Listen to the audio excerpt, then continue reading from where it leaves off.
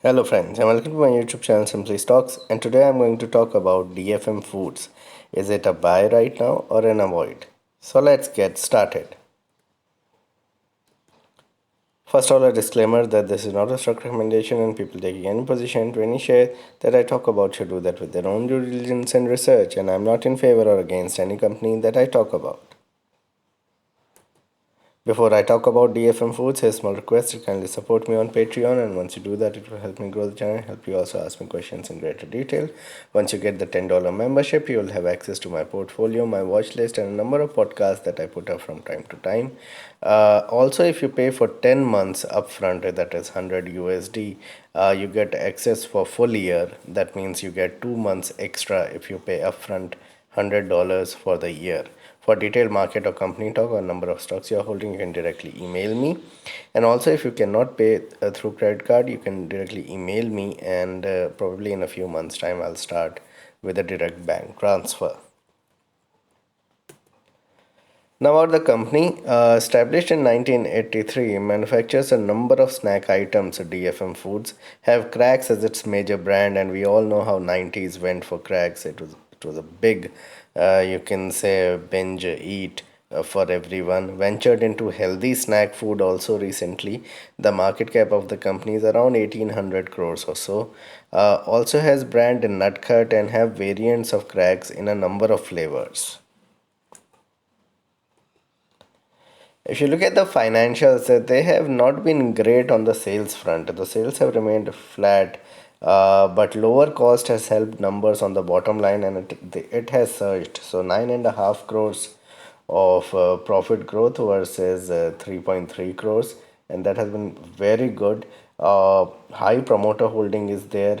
Very strong return ratios are present, but the problem with the company is that the stock has not performed that greatly, and there have been inconsistencies in the results.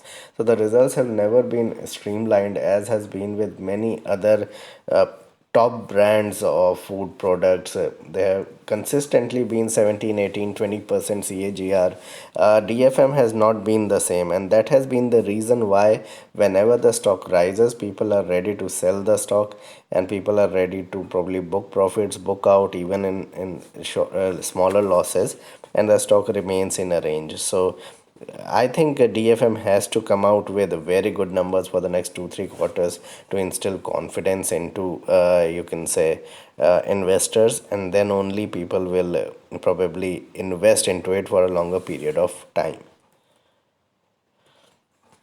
If you look at the performance of the stock has remained flat for the last 2 years. It has done nothing and have nosedived in the Feb March fall, if you remember last year, but has not recovered sharply, and has fallen sharply even in the last, you can say, month or two. So what has happened is it was surging towards 400 and now has also returned back in the last few weeks to around 325 330. So it's again back.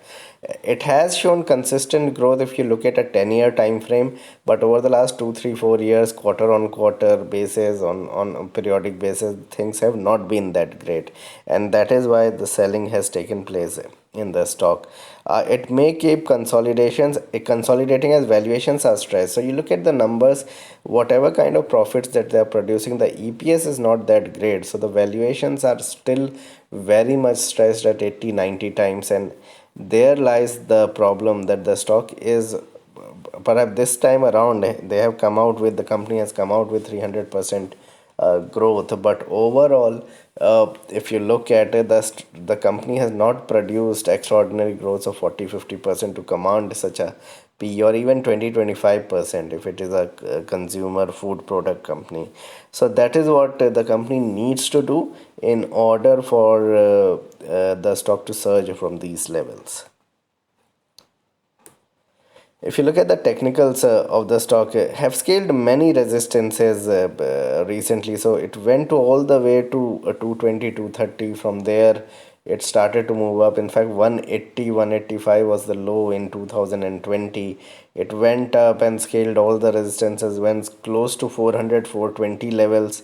But after that, there have been enormous selling in the stock, and we have seen that the stock has fallen from those levels all the way to 320. That there have been a 20 to 23% fall from those levels.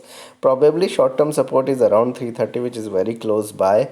But I would say if you want to buy the stock, then probably buy it above, you can say, 375 380 levels when you see strength and post numbers. So do analyze numbers and only then buy it, rather than getting stuck into it.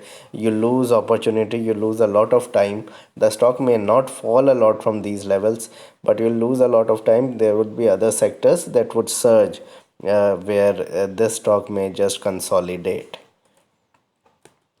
Another point I want to make here, in the performance part, is it has strong return ratios. So it is not that the company is bad, it's just that on the bottom line the results have been inconsistent. So according to the top line, according to the sales, the margins are pretty good and the company is into a very good sector. But for some reason or the other, the bottom line keeps on coming errantly up and down. So it came out to be 9 crores this time around. It could be less next quarter, year on year, and then after that it could be huge. There could be a big up move. So we want consistent results from the company. So now what needs to be done? Avoid for the time being. I believe that if you want to buy, you can buy it slowly here and then later on. But there are other growth companies in the food sector, in the small cap sector. There are other growth companies in the mid cap sector, in the consumer sector, that one can look at, rather than buying into only DFM foods. Yes, if the valuations become very abysmal, if the stock really falls a lot, then probably you can look at the stock probably around 300 to 80 if it is an investment perspective. Wait for very deep declines to get into the stock. At these levels, if you want to trade, probably buy above 375 380 rather than buying at 330 335. This is a slightly no trade zone, no investment zone for me. And so wait for sharp declines to buy. Keep track of numbers. If numbers really deteriorate, then do not touch the stock. There are many other companies in pharmaceuticals, IT, in consumer durables, etc., which have come down just recently, as the market went to 14,100 just 1 or 2 days back. So look for other consumer stocks. And sell on sharp up moves if you're having it. If you're having it at 400 380, even at 310 320, if it goes to 400 430, that's a strong resistance. Try to sell around there, and then look for companies with consistent growth, even in IT and pharma.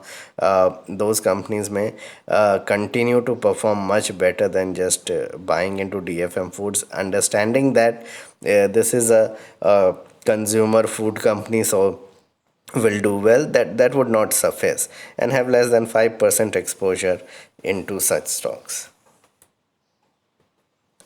So this is a video on DFM food. So please like and subscribe my channel and hit the bell icon so you can get my videos straight away when I post it, and kindly support me on Patreon. Thanks a lot for watching.